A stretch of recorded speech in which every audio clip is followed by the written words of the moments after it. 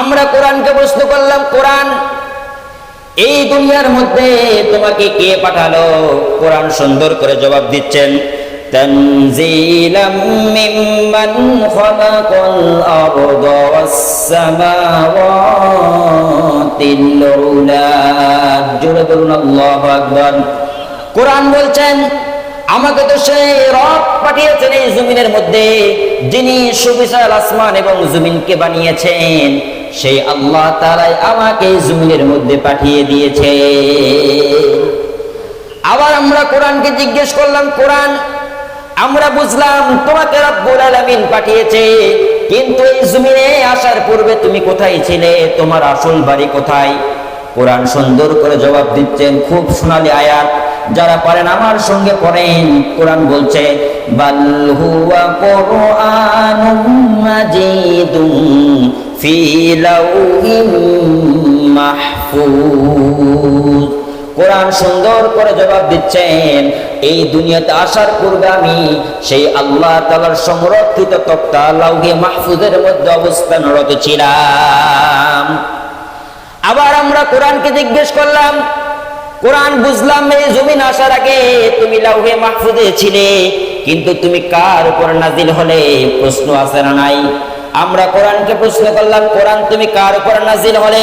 কোরআন সুন্দর করে জবাব দিচ্ছেন। কোরআন বলছে, তাবারাকাল্লাযী নাযালাল ফুরকানা আলা আবদিহি লিয়াকুনা লিল আলামিনা নাযীরা। কোরআন সুন্দর করে জবাব দিচ্ছেন, আমাকে রব্বুল আলামিন সেই ব্যক্তির উপর পাঠিয়েছেন যিনি হলেন আল্লাহ তাআলার সবচেয়ে মনোনীত বান্দা। তিনি আর কেউ নয়, তিনি হলেন জনাবে মুহাম্মদুর রাসূলুল্লাহ। চিৎকার মেরে বলেন সাল্লাল্লাহু আলাইহি ওয়াসাল্লাম। সাল্লাল্লাহু আলাইহি ওয়াসাল্লামের উপর আমাকে পাঠিয়েছেন। আবার আমরা কোরআনকে জিজ্ঞেস করলাম, কোরআন বুঝলাম তুমি নবী মুহাম্মদের উপর এসেছো, কিন্তু কি কারণে তুমি এই দুনিয়ায় আসলে? তার কারণটা কি? কোরআন সুন্দর করে জবাব দিচ্ছেন, লিতুখরিজান নাসা মিনাজ যুলুমাতি ইলান নূর। কোরআন সুন্দর করে জবাব দিচ্ছেন, আমি জমিনে এই জন্যই আসলাম, অন্ধকারে ঢেকে থাকা মানুষগুলোকে, অন্ধকারে নিমজ্জিত মানুষগুলোকে আলোর পথ দেখানোর জন্য আমি কোরআন এই জমিনের মধ্যে আসলাম। যে যুগে আমি এসেছি সেই যুগের মানুষ ছিল বড় বর্বর। সেই যুগের মানুষগুলো সন্তান জন্ম নিলে তাদেরকে জীবিত হত্যা করে ফেলতো। সেই যুগের মানুষগুলো বড় ছিল কঠোর। সেই যুগের মানুষ কোরআন না পাওয়ার কারণে মানুষগুলো বড় খারাপ ছিল, মানুষগুলোর মধ্যে ইনসাফ ছিল না, মানুষগুলো বড় জালেম ছিল। আমি সেই যুগে কোরআন আসা, সেই যুগে আমি কোরআন এসে এই অন্ধকারে ঢেকে থাকা মানুষগুলোকে আলোর পথ নিয়ে আলোর পথ দিয়েছি। আর এই কারণে এই মানুষগুলো দুনিয়াতে থেকে জান্নাতের সার্টিফিকেট পেয়েছে। এরপরে আমরা কোরআনকে জিজ্ঞেস করলাম, ও কোরআন তুমি তো মানুষগুলোকে অন্ধকার থেকে আলোর পথে আনার জন্য এসেছ, কিন্তু তোমাকে মেনে নিলে আমার লাভটা কি জানা দরকার আছে না নাই বলেন? আমরা আবার কোরআনকে জিজ্ঞেস করলাম, কোরআন বুঝলাম তুমি মানুষকে অন্ধকার থেকে আলোর পথে আনার জন্য এসেছ, কিন্তু তোমাকে মেনে নিলে আমার লাভটা কি? কোরআন সুন্দর করে বলছেন, ফামান তাবিয়া হুদায়া ফালা খাউফুন আলাইহিম ওয়ালা হুম ইয়াহজানুন।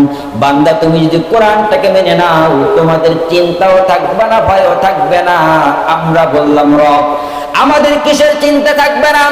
আল্লাহ জানাই দিলেন, ও বান্দা যদি তুমি কোরআনটাকে মেনে নাও, তোমাদের খাবারের চিন্তা থাকবে না, বস্ত্রের চিন্তা থাকবে না, তোমাদের বাসস্থানের চিন্তা থাকবে না। সব যার পক্ষ থেকে আসবে, গলার আওয়াজটা উঁচু করে বলেন তো তিনি কে? সব রবের পক্ষ থেকে আসবে। কোরআনটা যদি আপনি মেনে নেন, আপনার চিন্তাও থাকবে না। আমরা রবকে বললাম, আমরা তো বুঝলাম, তাহলে আমাদের ভয় কিসের থাকবে না? কোরআন জানিয়ে দিয়েছে, বান্দা শুনে নাও, কোরআনটা যদি মেনে নাও, তোমাদের ভয়ও থাকবে না, চুরির ভয় থাকবে না, ছিনতাইয়ের ভয় থাকবে না, রাহাজানির ভয় থাকবে না, কিডন্যাপের ভয় থাকবে না। কারণ সব সমস্যার সমাধান যিনি করতে পারেন, সকলেই বলেন তো তিনি কে? আমরা আবার কোরআনকে জিজ্ঞেস করলাম, কোরআন তোমাকে মেনে নিলে আমাদের চিন্তাও থাকবে না, ভয়ও থাকবে না। কিন্তু তুমি বলো, তুমি কোন মাসে নাজিল হয়েছে এই জমিনের মধ্যে? প্রশ্ন আছে না নাই? আমরা কোরআনকে জিজ্ঞেস করলাম, কোরআন এই জমিনের মধ্যে তুমি কোন মাসে আসলে? কোরআন সুন্দর করে জবাব দিচ্ছেন, শাহরু রমাদানাল্লাযী উনজিলা ফীহিল কুরআনু হুদাল লিন-নাসি ওয়া বায়্যিনাতিন মিনাল হুদা ওয়াল ফুরকান। কোরআন সুন্দর করে জানিয়ে দিচ্ছেন, আমি কোরআন তোমাদের মাঝে আমার রব পাঠিয়েছেন। দুনিয়ার কোন সময় নয়, রাতেও নয়, কোন সময় নয়, আমার আল্লাহ এই কোরআনকে শাহরু রমাদান, রমজান মাসে পাঠিয়েছেন। জোরে বলেন সুবহানাল্লাহ, আরো জোরে বলেন সুবহানাল্লাহ। আল্লাহ তাআলা এই কোরআনকে রমজান মাসে পাঠিয়েছে। আর কিছুদিন পরে দেখা যাবে আমাদের মাঝে রমজান পদার্পণ করবে। কথা বলেন ঠিক কিনা? আমাদের মাঝে রমজান আসবে, আর এই রমজানে রব্বুল আলামিন এই কোরআনটা নাজিল করে দিয়েছেন। আবার যদি আমরা কোরআনকে জিজ্ঞেস করি, কোরআন বুঝলাম তো তুমি নবী মুহাম্মদের উপর নাজিল হয়েছ, রমজান মাসে নাজিল হয়েছ, কিন্তু দিনে নাজিল হয়েছ নাকি রাতে নাজিল হয়েছ? কোরআনকে জিজ্ঞেস করলে কোরআন সুন্দর করে জবাব দেয়। সোনালী একটা আয়াত, যারা পারেন সকলে আমার সঙ্গে ঠোঁট মিলিয়ে পড়ুন, ইন্না আনজালনাহু ফি লাইলাতিল কদরি ওয়া মা আদরাকা মা লাইলাতুল কদর। জোরে বলুন আল্লাহু আকবার। কোরআন সুন্দর করে জানিয়েছেন, আমি কোরআন আর আমাকে আমার রব পাঠিয়েছেন রমজান মাসে, আবার রাতের বেলা পাঠিয়েছেন। রাতের বেলায় কোরআন পাঠিয়েছেন। বলেন তো কোরআন দিনে এসেছে নাকি রাতে? রাতে এসেছে। এই জন্য কোরআন আমাদের শিখা দরকার আছে না নাই? কোরআন যদি আপনি মেনে নেন, তাহলে দেখা যাবে আপনার জীবনের সকল ভুলগুলো আপনি খুঁজে পাবেন। কোরআনের ইতিপূর্বে কেউ কোনোদিন ভুল ধরতে পারে নাই। বলেন তো কোরআনের কোনো ভুল আছে নাকি? কোনো ভুল নাই। কোরআনের সুন্দর করে আল্লাহ চ্যালেঞ্জ দিয়েছেন। কারণ আমরা দুনিয়ার মানুষ যখন কোনো বই লিখি, বইয়ের মধ্যে শুরুতেই লিখে দেই, ও বান্দারা আমরা মানুষ বড় দুর্বল, ও পাঠকের পাঠিকারা তোমরা আমার বই পড়বে, বইয়ের মধ্যে যদি কোনো ধরনের ভুল পাও আমাদেরকে জানিয়ে দিবে, পরবর্তীতে সেটা সংস্করণ করা হবে। ঠিক কিনা বলেন? দুনিয়ার মানুষ করতে এমন লেখা লেখে, কিন্তু রব্বুল আলামিন তা লেখে নাই। আল্লাহ তাআলা কোরআনের শুরুতে একটা চ্যালেঞ্জ বিশ্ববাসীর উপর ছেড়ে দিয়েছেন। বিশ্ববাসীর উপর একটা চ্যালেঞ্জ আল্লাহ ছেড়ে দিয়েছেন। শুরুতে আল্লাহ তাআলা জানিয়ে দিলেন, আলিফ লাম মিম যালিকাল কিতাবু লা রাইবা ফীহি হুদাল লিল মুত্তাকিন।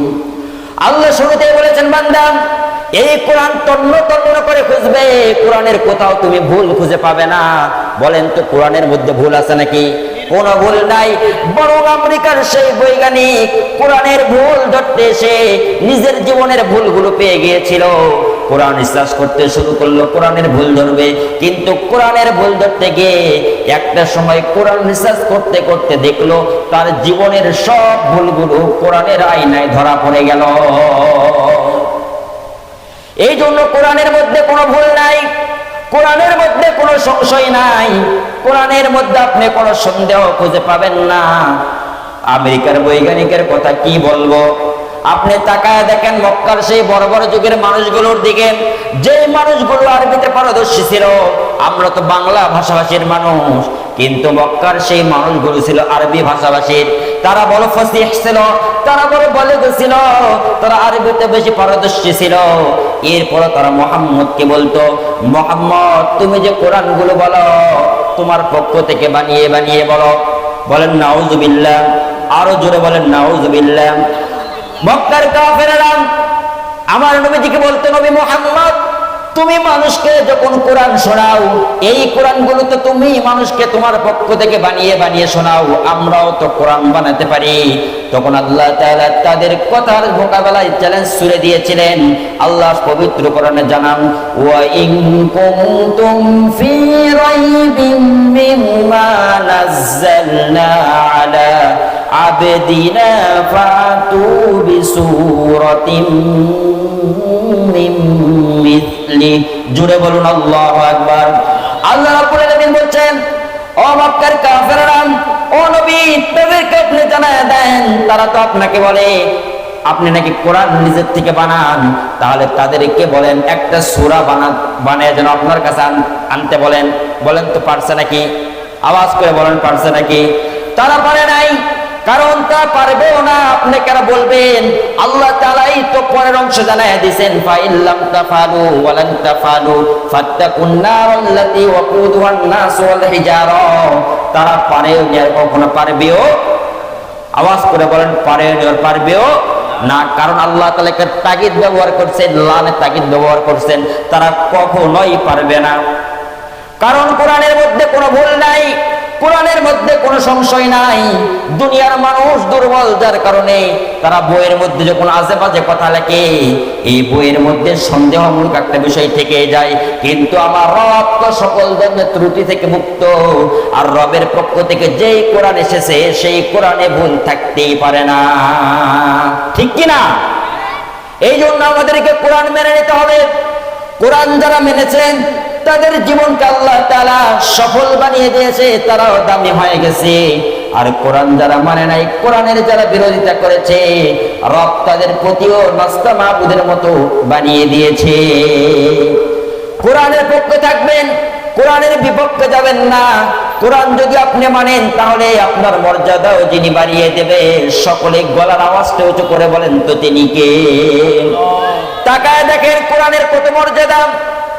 আমার শরীরের মধ্যে জামা আছে 500 টাকা গজের, আমার পায়ের সঙ্গে লাগতেছে, কখনো মোহাব্বত করে একবার চুমো খেলাম না। কিন্তু বলেন তো, মাত্র 30 টাকা গজের একটা কাপড় দ্বারা যদি এই কোরআন একটা জুজদান তৈরি করে ফেলেন, পায়ে লাগলে চুমু খান কি খান না? আওয়াজ করে বলেন, খান কি খান না? চুমু খান, তার কারণ কি? আপনি বলবেন, হুজুর এই কাপড়ে চুমু খাওয়ার কারণ হলো এই কাপড়ের সঙ্গে আল্লাহর কোরআন লেগেছে, আল্লাহর কোরআন লাগার কারণে এই কাপড়ের দাম বেড়ে গেছে। আবার দেখেন এই রেহেল, আপনাদের এখানে রেহেল রাখা আছে, আপনার বাড়িতে কত দামি দামি সোফা রয়েছে, কত দামি দামি কাঠের ফার্নিচার রয়েছে, আপনার পা লাগে, কখনো চুমু খেলেন না। কথা বলেন ঠিক কিনা? কখনো চুমু খেলেন না। কিন্তু যদি আপনি সামান্য কদমের একটা কাঠ দ্বারা একটা রেহেল তৈরি করেন, বলেন তো ভুলেও যদি আপনার পাটা একবার লেগে যায়, রেহেলে চুমু খান কি খান না? প্রশ্ন হতে পারে, তাহলে রেহেলে কেন চুমু খেলেন? আপনি জবাব দিবেন, হুজুর এই রেহেলের মধ্যে আল্লাহর কোরআন লাগছে, যার কারণে রেহেল সামান্য কাঠের হতে পারে, আল্লাহ তাআলার কোরআন লাগার কারণে রেহেলের দাম আল্লাহ তাআলা অনেক বেশি বাড়িয়ে দিয়েছে। আবার দেখেন কোরআন যেই জায়গায় নাজিল হলো, সেই জায়গার দামও কিন্তু রব্বুল আলামিন বাড়িয়ে দিলেন। আপনার মসজিদে আপনি নামাজ পড়েন 2 রাকাত, 2 রাকাত নামাজ 2 রাকাতেরই সওয়াব পাবেন, ঠিক কিনা বলেন? কিন্তু যেই জায়গায় কোরআন নাজিল হলো মক্কার মদিনায়, ওখানে এমন একটা মসজিদ রয়েছে, আপনি যদি 1 রাকাত নামাজ পড়েন, রব্বুল আলামিন আপনাকে 1 রাকাত নামাজের বদলে 1 লক্ষ রাকাতের সওয়াব দান করে দেবে।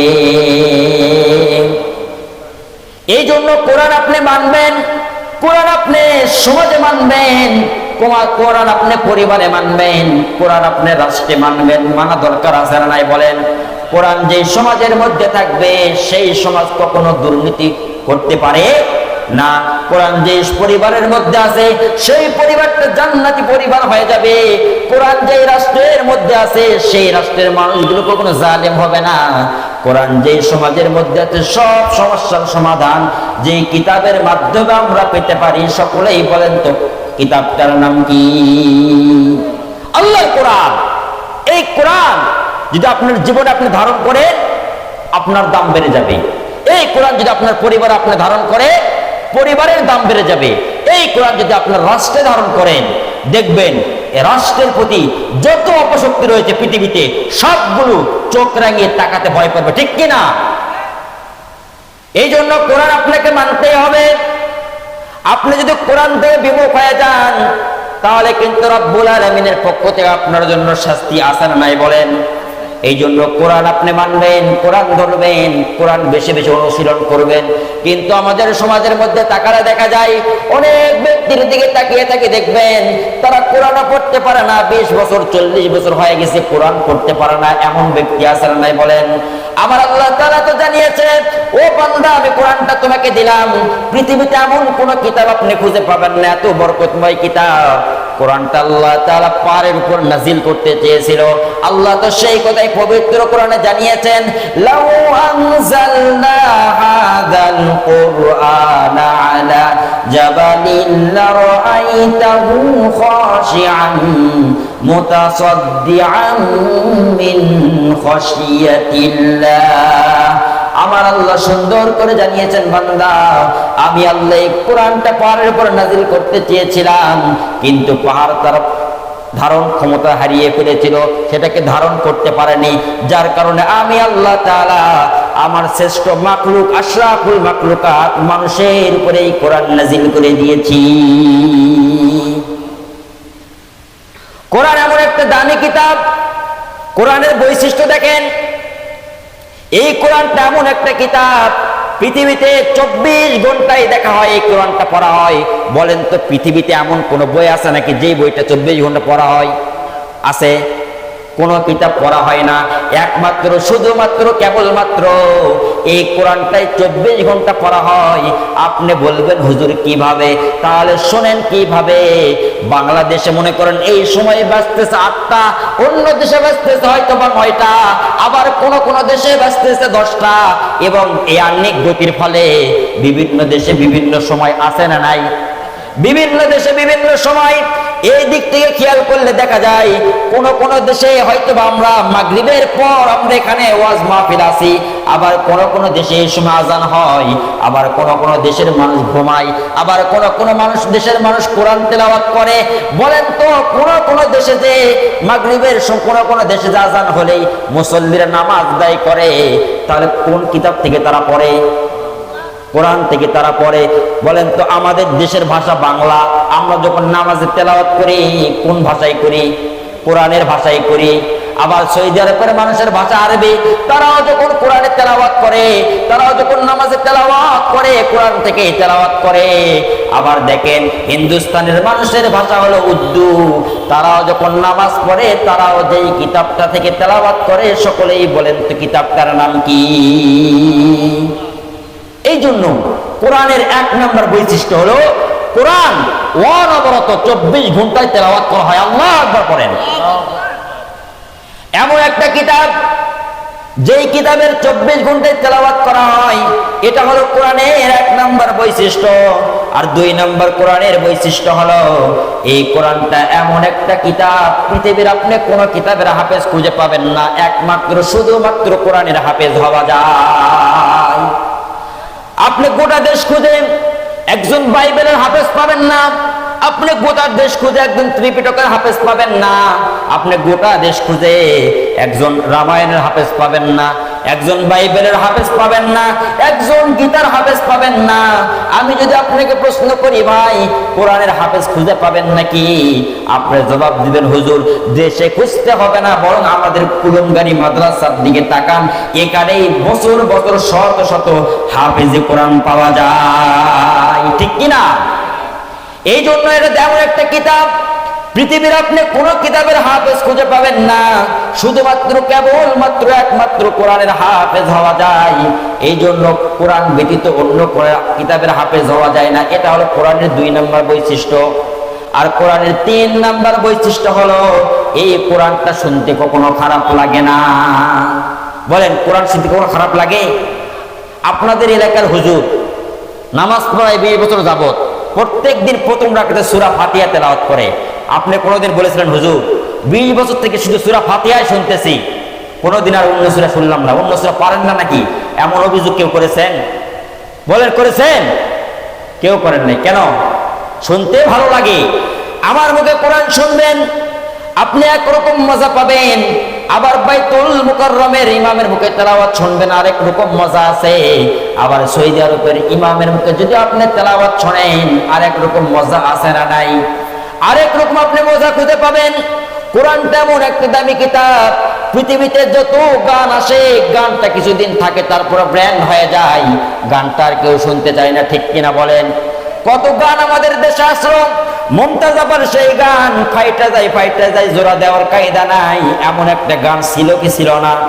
এমন একটা গান ছিল, কিন্তু এই গানটা করে আর কেউ শুনতে চায় না, কারণ এক জিনিস বারবার শুনতে ভালো লাগে না।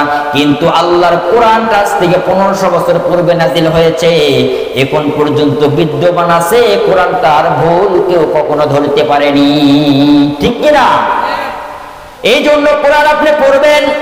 কোরআনের 1 নম্বর বৈশিষ্ট্য বললাম, এই কোরআনটা হলো সর্বদাই পড়া হয়। আর কোরআনের 2 নম্বর বৈশিষ্ট্য বললাম, এই কোরআনটার শুধু হাফেজ হওয়া যায়। আর এই কোরআনের 3 নম্বর বৈশিষ্ট্য হলো, এই কোরআনটা শুনতে কখনো খারাপ লাগে না।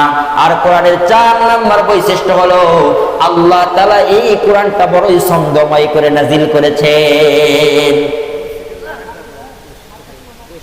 এই কোরআনটা আল্লাহ তাআলা বড়ই ছন্দময় করে নাজিল করেছেন। 4 নম্বর কোরআনের বৈশিষ্ট্য হলো, 4 নম্বর কোরআনের বৈশিষ্ট্য হলো আল্লাহ তাআলা কোরআনটা বড় ছন্দময় করে নাজিল করেছেন। তাকায় দেখেন তো এই কোরআনের মধ্যে আল্লাহ রাব্বুল আলামিন কত ছন্দময় করে কোরআন নাজিল করেছেন।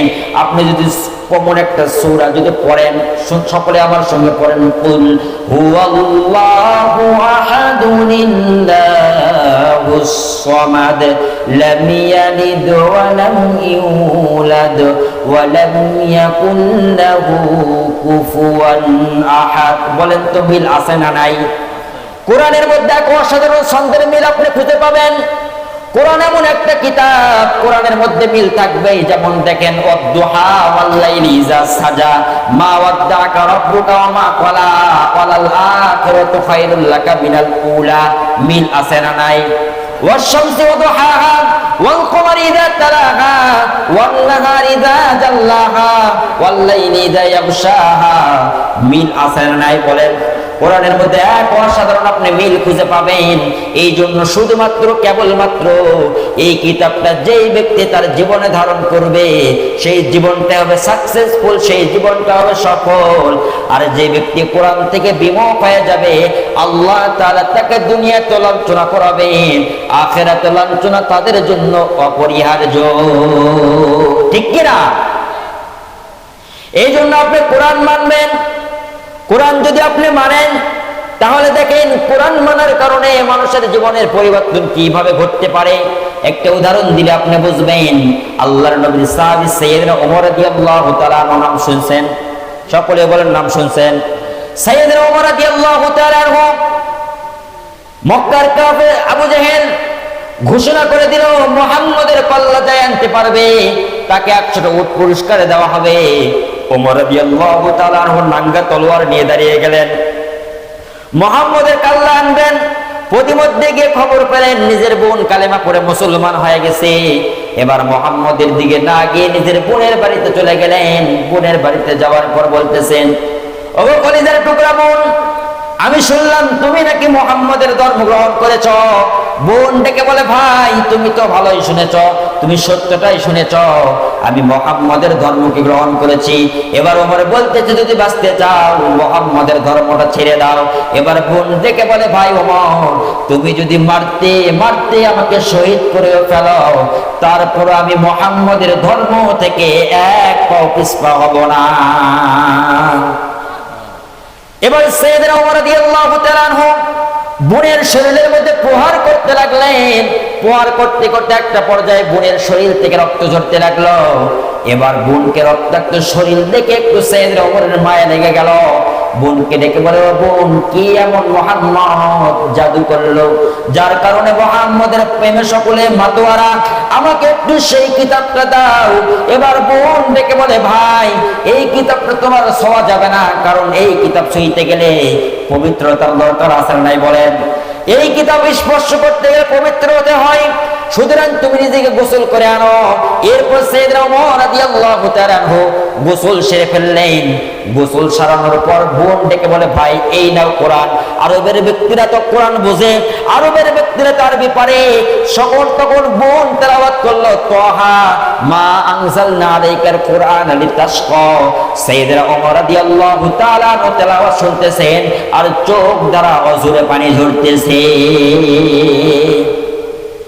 সাইয়েদনা ওমর রাদিয়াল্লাহু তাআলা আনহু একটা পর্যায়ে বোনকে ডেকে বলল, বোন আমাকে আর কুফরির মধ্যে রেখো না, আমাকে সঙ্গে সঙ্গে মুহাম্মদের কাছে নিয়ে যাও।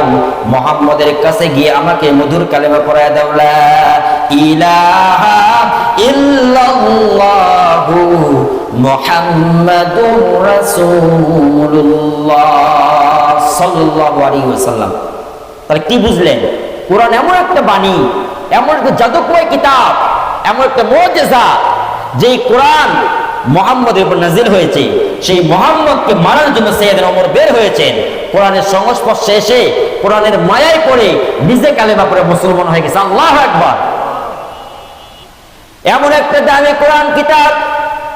এই ওমর দেখেন কোরআন পাওয়ার কারণে, যে ওমরটা এত কাফের ছিল, বড় বড় যুগের মানুষ ছিল, কিন্তু সাইয়েদনা ওমর রাদিয়াল্লাহু তাআলা কোরআন পাওয়ার কারণে আল্লাহর নবী ঘোষণা দিয়েছেন, ওমর দুনিয়া থেকে তুমি জান্নাতের সুসংবাদ গ্রহণ করো। সেই ওমর এত আল্লাহ ভীত হয়ে গেছেন, সেই ওমর এত পরেজগার হয়ে গেছেন, সেই ওমর এত তাকওয়াবান হয়ে গেছেন। সাইয়েদনা ওমর রাদিয়াল্লাহু তাআলা আনহু খেলাফত কালে সাইয়েদনা ওমর রাদিয়াল্লাহু তাআলা আনহু একদিন ঘরের মধ্যে মোমবাতি জ্বালিয়ে রাষ্ট্রের কাজগুলো আঞ্জাম দিচ্ছিলেন। ইন দা মিন টাইম সাইয়েদনা ওমরের কিছু নিকটস্থ আত্মীয় স্বজন, তার হয়তো কিছু ব্যক্তিবর্গ দরজার মধ্যে এসে টোকা দিল, ও খলিফাতুল মুসলিমিন ওমর দরজাটা খুলে দাও। এবার সাইয়েদনা ওমর রাদিয়াল্লাহু তাআলা আনহু যখন ভিতর থেকে বুঝতে পারলেন তার নিকটস্থ আত্মীয় স্বজন দরজার মধ্যে এসে টোকা দিচ্ছে ভিতরে ঢোকার জন্য, সাইয়েদনা ওমর রাদিয়াল্লাহু তাআলা আনহু বলছেন, ভাই ওখানে একটু দাঁড়াও। এবার সাইয়েদনা ওমর রাদিয়াল্লাহু তাআলা আনহু নিজের কাছে থাকা মোমবাতিটা ফু দিয়ে নিভিয়ে ফেললেন। নিভিয়ে ফেলার পর অন্য একটা মোমবাতি জ্বালালেন।